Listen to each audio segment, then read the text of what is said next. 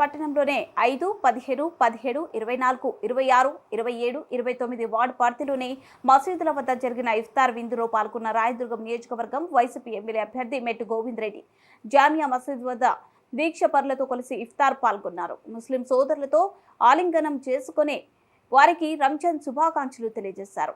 ఈ కార్యక్రమంలో Upendra Reddy, town convener, vice చైర్మన్లు, ward councillor, ward incharge, YCP కుటుంబ సభ్యులు తదితరులు పాల్గొన్నారు.